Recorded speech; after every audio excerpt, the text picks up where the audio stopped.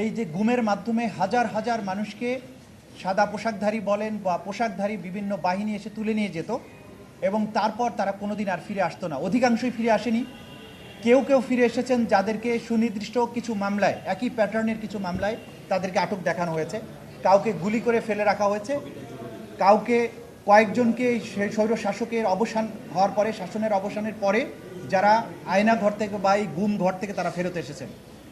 এই যে গুমের সংস্কৃতি নামক এক ভয়াবহ সংস্কৃতির মাধ্যমে বছরের পর বছর অসংখ্য মানুষকে গোপন কারাগারে আটক রেখে নির্যাতন, হত্যা এবং তাদেরকে সমস্ত স্বাধীনতা বঞ্চিত করার যে অপরাধ, এটা আন্তর্জাতিক আইনে স্বীকৃত অপরাধ এবং বাংলাদেশের ইন্টারন্যাশনাল ক্রাইমস ট্রাইব্যুনাল আইনের অধীনেও এটা একটা মানবতা বিরোধী অপরাধ।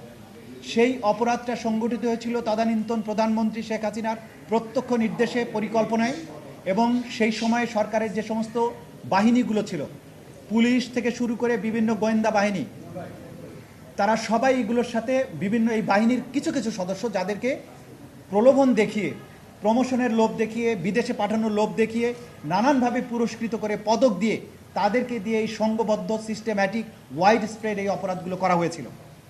যেহেতু এই অপরাধগুলো একটু ডিফারেন্ট নেচারের, গণহত্যার অপরাধের চেয়ে, এই জন্য আজকে ডিফারেন্ট একটি মামলায় তাদেরকে আমরা গ্রেপ্তার দেখানোর জন্য আবেদন জানিয়েছিলাম। এর মধ্যে সাবেক প্রধানমন্ত্রী শেখ হাসিনা, তার তদানীন্তন নিরাপত্তা উপদেষ্টা তারিক সিদ্দিকী, তদানীন্তন আইজিপি বেনজির আহমেদ সহ বিভিন্ন সংস্থার মোট 12 জনের বিরুদ্ধে আজকে আমরা গ্রেপ্তারি পরোয়ানা জারির জন্য আবেদন জানিয়েছিলাম। আদালত সেই গ্রেপ্তারি পরোয়ানা জারি করেছেন এবং এদের মধ্যে একজন মেজর জেনারেল বরখাস্তকৃত জিয়াউল আহসান, যিনি কারাগারে আটক আছেন, তাকে প্রোডাকশনের জন্য আদেশ দিয়েছেন।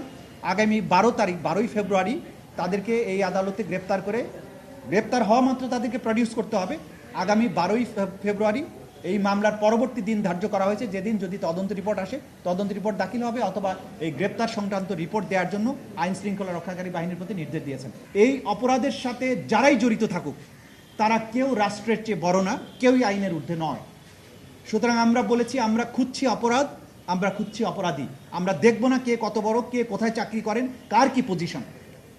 নিরপেক্ষ এবং সুষ্ঠু তদন্তের মাধ্যমে যারা অপরাধগুলো করেছেন, যারা এই দেশের জনগণকে এইভাবে নির্মম হত্যাযজ্ঞের মতো জায়গায় নিয়ে ফেলেছেন, যাদেরকে গুম করে রেখেছেন বছরের পর বছর, 8 বছর 9 বছর, অধিকাংশের ফ্যামিলি যাদের স্বজনেরা ওইভাবে তুলে নেওয়া হয়েছে, তারা কখনো আর ফিরে আসেননি। স্বজনরা জানেন না তাদের প্রিয়জন জীবিত আছেন না মারা গেছেন, মারা গেলে কবে মারা গিয়েছেন, কোথায় তার কবর হয়েছে, কিছু জানে না। তার সন্তানেরা জানে না, তার ভাই জানে না, বোন জানে না। এই যে ভয়াবহ সংস্কৃতি চালু করা হয়েছিল, এর একটা নিষ্পত্তি হতে হবে বাংলাদেশে, এবং নিষ্পত্তির সবচাইতে ভালো উপায় হচ্ছে একটা সঠিক, সুষ্ঠু, নিরপেক্ষ ন্যায় বিচার। এই বিচারের মাধ্যমে এই অধ্যায়ের বাংলাদেশ থেকে চির পরিসমাপ্তি হতে হবে এবং ভবিষ্যতে কেউ যেন এই ধরনের ঘৃণ্য অপরাধ করতে সাহস না পায়। এই বিচারটাকে সুষ্ঠু করার জন্য যতদিন সময় প্রয়োজন ততটুকুই সময় নিব, একদিনও বেশি নেওয়া হবে না। তবে আপনাদেরকে আগেও যেটা বলেছি, যে আমরা চাই সম্ভাব্য দ্রুততম সময়ের মধ্যে এই সীমাহীন যে বর্বর অপরাধ, সেগুলোর বিচার সমাপ্ত হোক। 2025 সাল আমাদের টার্গেট। তার মানে এই নয় যে সমস্ত আইন ভঙ্গ করে একটা নির্দিষ্ট সময়ের মধ্যে আমরা জোর করে একটা কিছু করবো, তা নয়। নিরপেক্ষ সুষ্ঠুভাবেই হবে, কিন্তু একদিনও ডিলে করা হবে না, এটা আপনাদেরকে আমরা বলতে পারি।